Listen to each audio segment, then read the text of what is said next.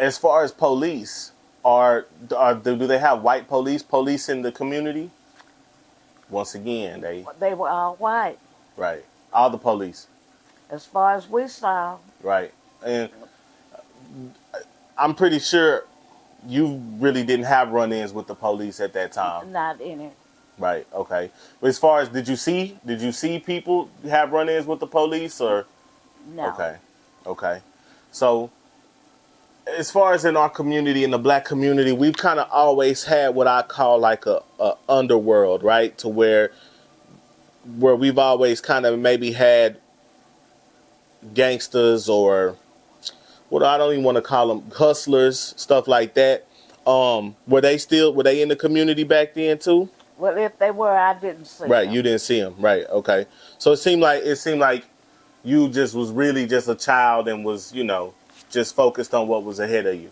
I had a strict daddy. Right, okay. So you go to school, you come home. Right. You go to school, you come home. Right, okay. So you didn't know what was going on outside. Right, okay.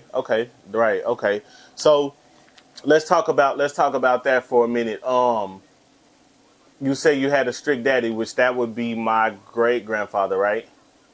Right. That would be my great grandfather. Uh-huh. What was he like? What was he like? What was his? What were some things you could remember about him? He was a quiet man. Okay. He didn't do very much talking. Right. But he was strict.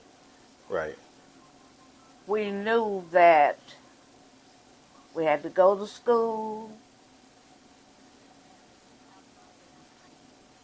School was out, we had to come home. Right. When I got in the band, he knew that we had band practice after school. We had to come home. If they had a school dance, he was waiting on us when we come out. So yeah, that was him. Everybody knew him on the north side, Mr. Snooty. Right. Okay. Everybody knew him. Okay. And do you know what year he was born? My dad was born in 1921. 1921. Okay. Because that you saying that he was quiet and he wasn't really about a bunch of talking. That reminds me, there's a dude I interviewed, the guy I was just telling you about who was born in 45. He said when he was little, he would talk to what he calls the old niggas, right? Mm-hmm. The old niggas. And he told me, he said, man, them old niggas wasn't about a bunch of talking. Mm-hmm. They didn't even have much to say. They just meant what they said and that's it. And that's it. Okay. So as far as history, what I've always been curious about as far as because I'm a history junkie. That's what even got me doing this type of stuff. I'm always been very interested in history. When you're learning U.S. history, when you're in school, right? Since it's segregated and it's black history, are they teaching black history or are they talking? They were not teaching black history in school. Oh, wow. Okay. They wasn't even teaching it. They were teaching us history, but it wasn't black history. Right. They was more so just teaching U.S. history. We would, they would run through it and find maybe here's a black person that did this, but as far as teaching you black history about what the black people did, it wasn't in school then. Wow. Okay. So, and it's interesting because for me, when I think of history, the major points of history that I think about is going to be, of course, civil rights. Then before civil rights, you maybe got the World Wars, Vietnam, stuff like that. And then going back further, you got the Civil War. But it's crazy because you grew up during civil rights. So that hadn't happened yet. So history was just what it was at that time for you. That's it. Yeah. We just live from day to day. Right. Okay. So let's talk about the civil rights days. Because boom, you pretty much went through you went through elementary school, at a segregated school. You go through middle school at a segregated school, and you finish high school at a segregated school. What school did you go to? Kirkpatrick. Kirkpatrick. Okay. We didn't have a middle school. They Oh. didn't have middle schools then. Wow. You just K through 12. that's it. Okay. 8 through first. Yeah. My first 4 years was at Clinton Avenue. From the 5th to the 12th was at Kirkpatrick.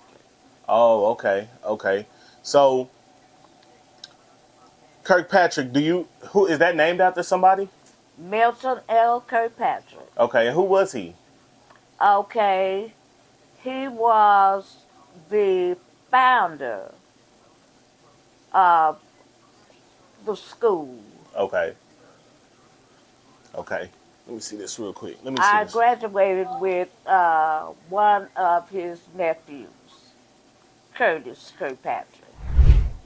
Okay, so it looked like he was black, right? Mm-hmm. He looked like he was just a black educator, and That's right. I'm going to assume he was one of the first Yeah. to have a school named. Where is that school located?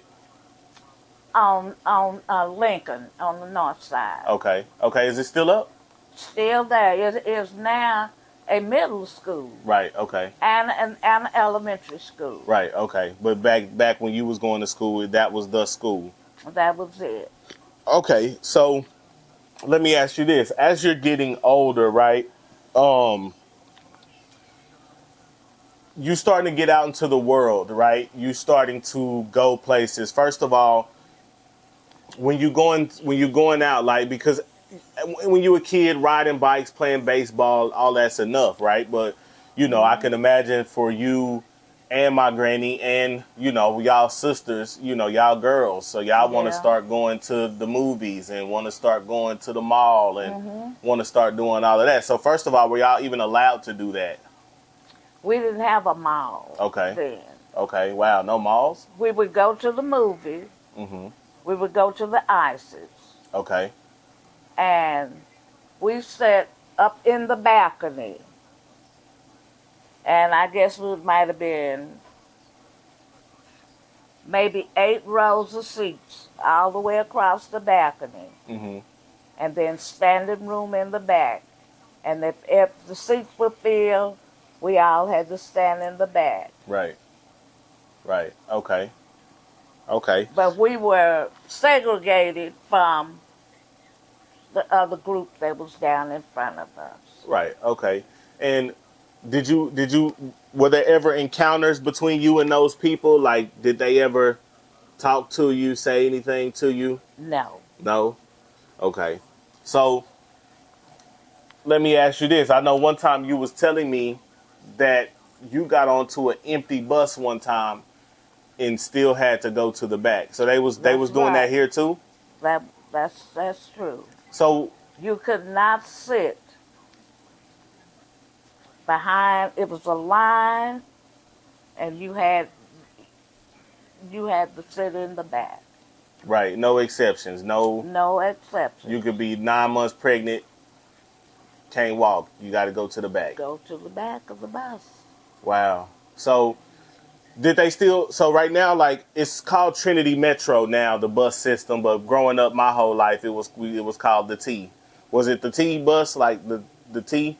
No, The city? it was just the bus. We didn't have a name for it. Okay, then. it was okay, just the Fort Worth City bus or whatnot. But we're city bus. Okay, so let's transition out of. Oh, that's what I want to talk about. Food, right? Food, like when you're going out to eat, we call them pops. Pops told me that there was, you couldn't go to Red Lobster, you couldn't go to the steak houses and stuff like that. You pretty much had to eat at mom and pop, like, black places, right? You could go, but you would have to go to the back door and order. Wow. And when they fixed it, they'd come to the door and give it to you. Right. You could not go inside of their restaurants. Right. Okay. Okay. So Did you ever see a time where somebody tried to break that rule, or no? No, No, nobody really tried to buck the system then, huh? Okay, I didn't see it. right. At one point, I couldn't just go sit down and eat in Red Lobster. Like, I'd have to order it at the back, or they could refuse to serve me. Period. Right. And in my generation, I think we kind of look down or kind of frown our face up at home mom and pop places, or black owned places. And I think Right. we need to get back to that, honestly, because at one point that's all we could do. That So that yeah, is so true. right. So